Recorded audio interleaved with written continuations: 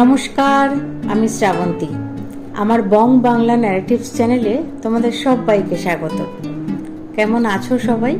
আশা করি সবাই খুব ভালো আছো, সুস্থ আছো।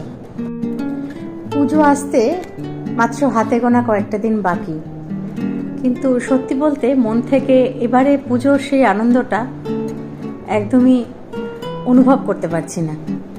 মনের ভেতর থেকে একটাই প্রশ্ন বারবার উকি দিচ্ছে, আমাদের তিলোত্তমা কবে বিচার পাবে, সঠিক বিচার পাবে।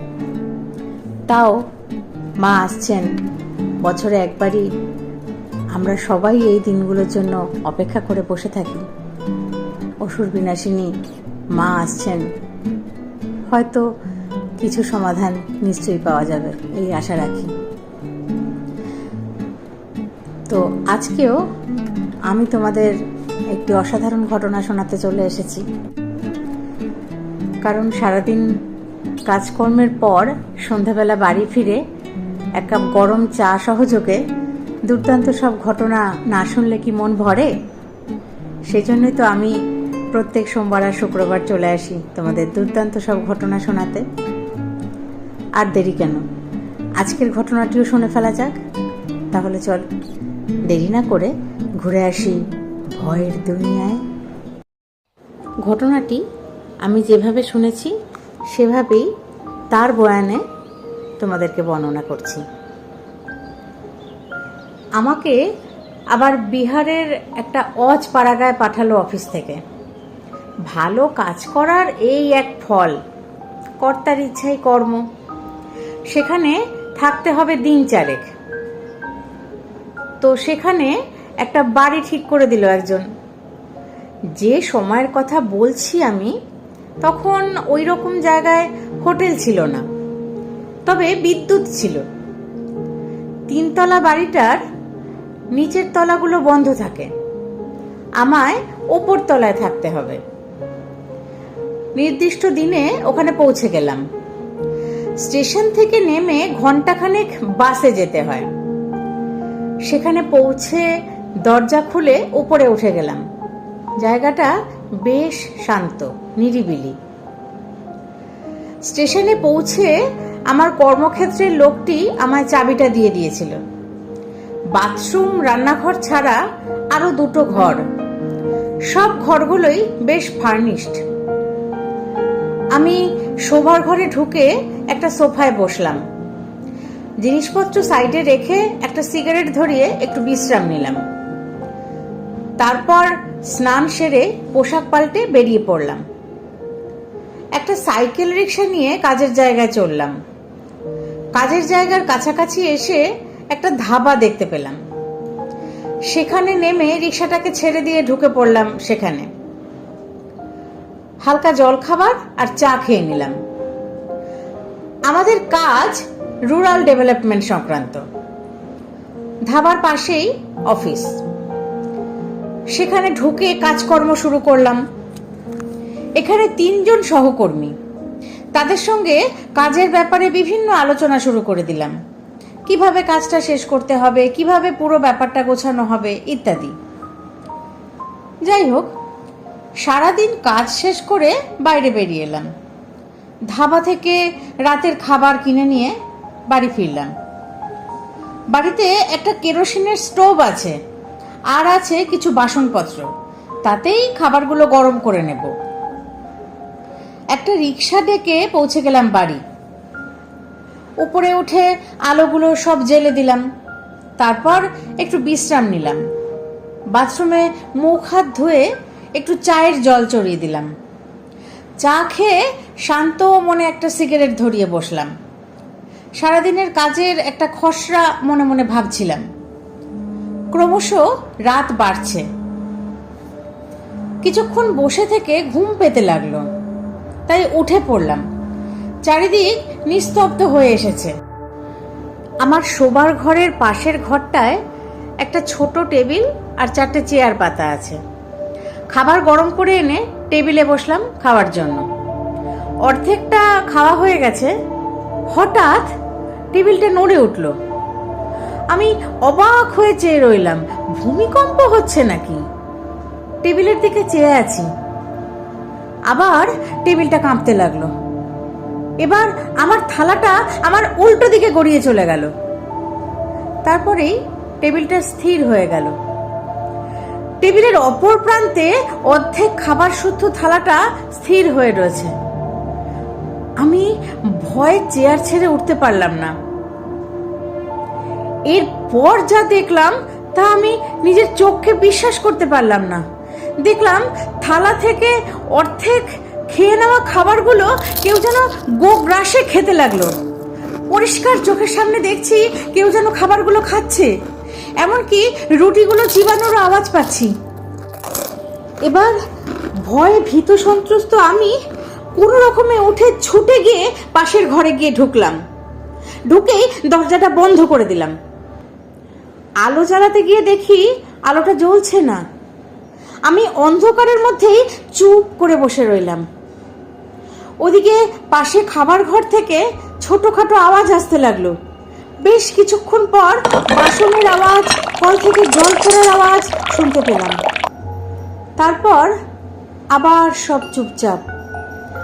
হঠাৎ ঘরের আলো জ্বলে উঠল। আমি একটু সাহস পেলাম। সারা রাত অর্ধভুক্ত নিদ্রাহীন হয়ে বসে রইলাম। বসে বসেই সকাল হয়ে গেল। সকাল হওয়ার পর দরজাটা খুলে বাইরে এসে একটা সিগারেট ধরালাম। সিগারেট খেতে খেতে ভাবতে লাগলাম কাল রাতের কথা। এখানে কি আর একটা রাতও কাটানো ঠিক হবে? ভাবতে ভাবতে সময় চলে যাচ্ছে। কোনো রকমে ভয়ে ভয়ে স্নান টান সেরে পোশাক পাল্টে বেরিয়ে পড়লাম। কাজের জায়গায় এসে আগে সেই ধাবায় কিছু খেয়ে নিলাম। তারপর অফিসে গিয়ে সকলকে গতকালের ব্যাপারটা বললাম। তারা সব শুনে অবাক হওয়ার চেয়ে ভয় পেল অনেক বেশি। ওনাদের মধ্যে একজন দুবেজি, সে আমার সঙ্গে রাতে শুতে রাজি হলো। আর অন্যরা আর একটা জায়গা খুঁজে বার করার চেষ্টা করতে লাগলো। সারা দিন কাজে মন দিতে পারলাম না। যত দুপুর গড়িয়ে বিকেল হতে লাগলো আমার মধ্যে উদ্বেগ বাড়তে লাগলো। দেখতে দেখতে সন্ধে হয়ে গেল। আমি আর দুবেজি ধাবা থেকে খাবার দাবার কিনে বাড়িতে গিয়ে ঢুকলাম। দুবে প্রথমেই স্টোভটা শোবার ঘরে নিয়ে এলো। তারপর মুখ হাত ধুয়ে শোবার ঘরে এসে চা তৈরি করলো। চা খাওয়ার পর আমরা নানা ধরনের কথা বলতে লাগলাম। দেখতে দেখতে রাত বাড়তে লাগলো। আজ আমার অতটা ভয় করলো না, দুজন তো আছি অন্তত। তারপর আমরা শোবার ঘরের দরজা বন্ধ করে খাবার দাবার গরম করতে লাগলাম। আজ শোবার ঘরে কয়েকটা মোমবাতি পেলাম, সেগুলো হাতের কাছে এনে রাখলাম। যাই হোক, খাবার গরম করে স্টোভটা নিভিয়ে দিলাম। বাসনপত্র আগেই শোবার ঘরে নিয়ে এসে রেখেছিলাম, আর একটা জগ ভর্তি জলও রেখেছিলাম। খাওয়া শুরু করলাম দুজনে মেঝেতে বসে। কথা বলতে বলতে খাচ্ছি, কিন্তু আমার মন পড়ে রয়েছে বাইরে। 5 কি 10 মিনিট মতো কেটেছে। হঠাৎ ঘরের আলোটা নিভে গেল। আমরা তাড়াতাড়ি মোমবাতিগুলো জ্বেলে দিলাম। দুবেও ভয় পেয়েছে। কিছুক্ষণ সব ঠিকঠাক। আমরা ভয়ে খাওয়া বন্ধ করে দিয়েছি। আবার যেই খেতে শুরু করেছি মোমবাতিগুলোও নিভে গেল। আমরা দুজনেই ভয় পেয়ে খেতেই ভুলে গেলাম। এরপরে হঠাৎ শোয়ার ঘরের দরজাটা কেউ যেন দুম দুম পিটতে লাগলো। সে এমন পিটতে লাগলো যেন এখনই দরজা ভেঙে পড়বে। তার সঙ্গে মাঝে মাঝে একটা অদ্ভুত প্রাণীর গোঙানি। 2-3 মিনিট এইরকম চলতে লাগলো। আমরা দুজনেই ভয়ে আধমরা হয়ে গেছি। দরজার আওয়াজ ক্রমশ বেড়ে চলছে।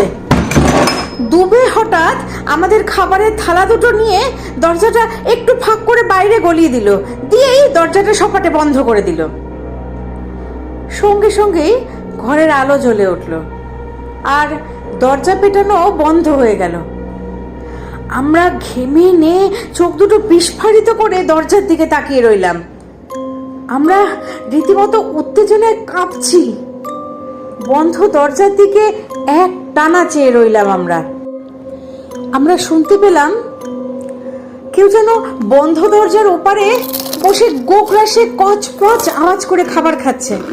তার শব্দ ক্রমশ ঘরের ভিতরে আমরা শুনতে পাচ্ছি, আর মাঝে মাঝে আসছে বাসনের শব্দ। এইরকম প্রায় মিনিট 15 চলল। তারপর সব চুপচাপ। সারা রাত আমরা না ঘুমিয়েই কাটিয়ে দিলাম। আমরা দুজনে যেন কথা বলতেও ভুলে গেছি।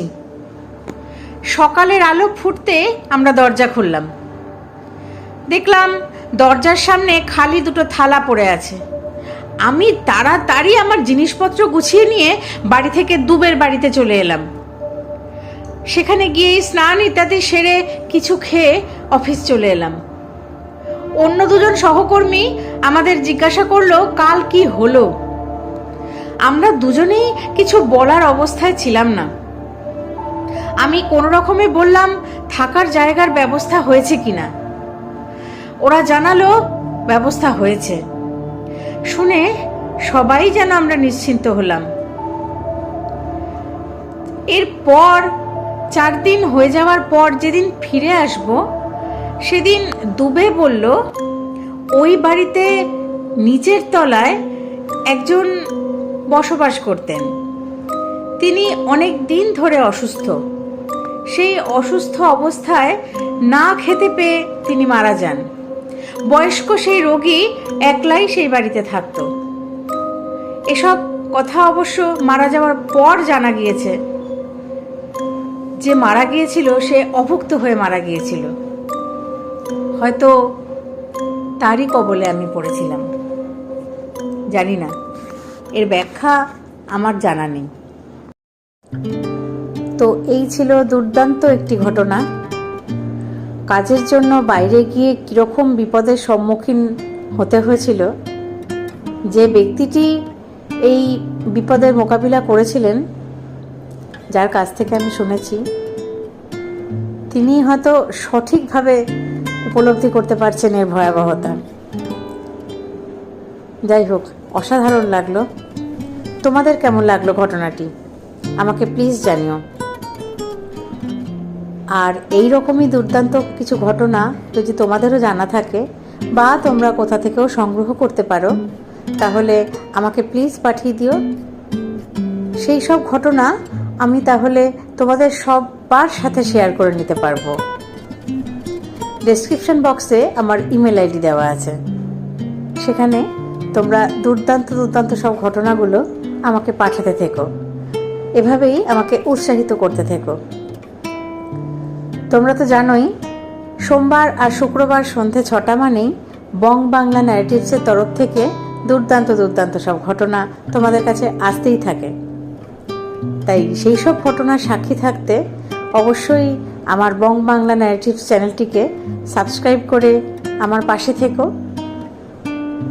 আর আমার ঘটনা পাঠ যদি তোমাদের ভালো লাগে, তাহলে লাইক, শেয়ার আর কমেন্ট করতে ভুলো না বন্ধুরা।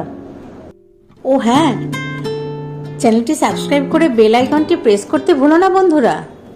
তাহলে আমি ঘটনা পাঠানোর সাথে সাথেই তোমরা নোটিফিকেশানটা পেয়ে যাবে আর ঘটনাগুলো শুনে নিতে পারবে। আজ তাহলে এই পর্যন্তই। আবার আরেকটি দুর্দান্ত ঘটনা নিয়ে চলে আসবো আগামী দিন।